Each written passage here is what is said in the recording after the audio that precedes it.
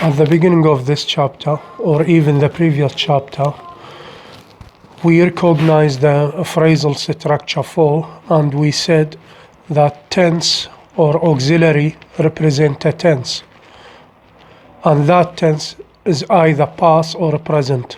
And this is because in Old English or traditional grammar, they recognize two tenses, past and present, based on the type of the verb, whether the verb is inflected or uninflected, which means whether there is an inflectional morpheme added to the verb to change it into past, or there is no one. For example, the verb sing is a present. When it's changed to past, will become sang. So this is an inflected, sang is an inflected verb. So this is a sign of the past tense.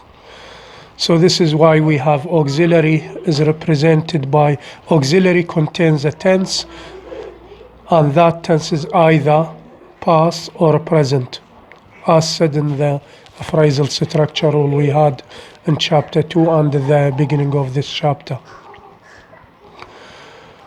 These days in modern grammars,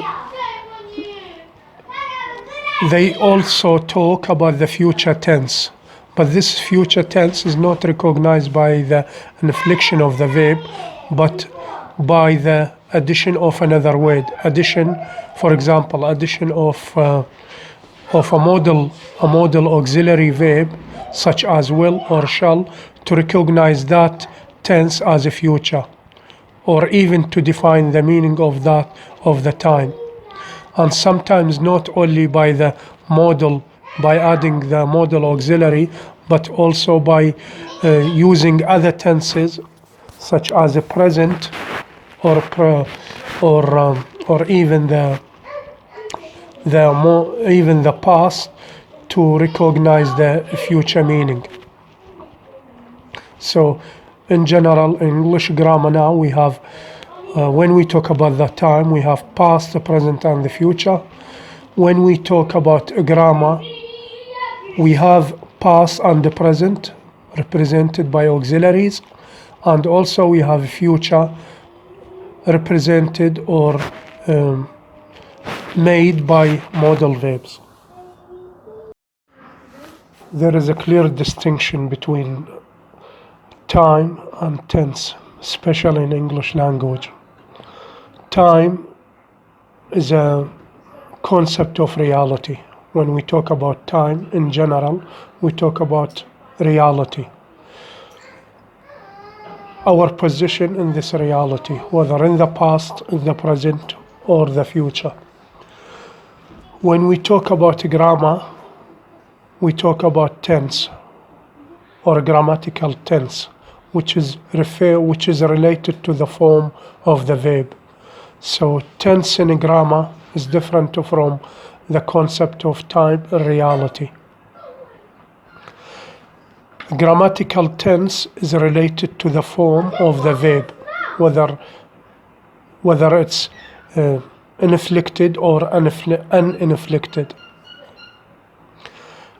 So there is no relationship, sometimes there is no relationship or correspondence between the time and tense in English, because verbs and auxiliaries are not consistent. So in any sentence, in some sentences, we might find that the time, we might interpret the time differently from interpreting the tense. I mean, the tense is not the time. Tense is different from the time.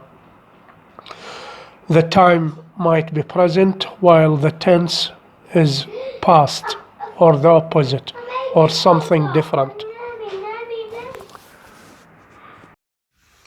During the last few lectures, we have talked about the forms of auxiliary in the English sentence, and we said that an auxiliary can be represented in the form be plus ing, which means is or am plus a main verb and ing. So a sentence such as he is singing, the auxiliary he is singing, or auxiliary can be represented by having the verbs to have plus en، يعني أفعال التملك زائدا التصريف الثالث. And this form of auxiliary is the tense represented here is the present perfect or even the past perfect. Both tenses are a form of, are represented by the auxiliary, this form of auxiliary. Sometimes both forms of the auxiliary, which means be plus ing or and have plus en, or the present or the past participle, can be represented in one sentence, such as this sentence: he had been smiling. بهاي الجملة عندنا التركيبين مع الأوكسيلري موجودين بنفس الجملة. عندنا had been، هذا ال past perfect اللي يتكون من have، من هذا اللي هي a form of have، وعندنا أيضا been اللي هي التصريف الثالث للفعل be. فعندنا هذا الفورم الأول. الفورم الثاني هو been smiling، be smiling. عندنا been صحيح هي التصريف الثالث، بس هي التصريف الثالث للفعل الرئيسي be اللي هو المكون الرئيسي للأفعال الكينونة، زائدا الفعل الرئيسي اللي يحتوي ing smiling. فهنا عندنا be ing be smiling. فعندنا هنا الفورمين مال الأوكسيلري موجودين بنفس الجملة. The tense، the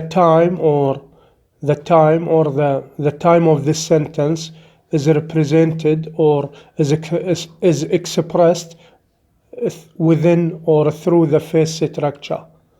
يعني زمن هاي الجملة يعبر عن الفعل الأول، الشكل الأول للأوكسيلري اللي هو had been. من هاد نعرف إنه هذا الزمن ماضي.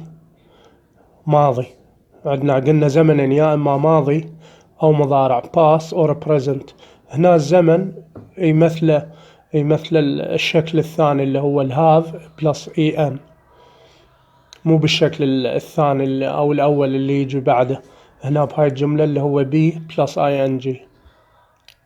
فنشوف بهاي الجملة الشكلين the two forms of the auxiliary can be represented in one sentence, and the tense of this sentence is a past perfect continuous أو الماضي التام المستمر. أو إذا عكسنا الجملة وسويناها مضارع تام مستمر تصير they have been smiling.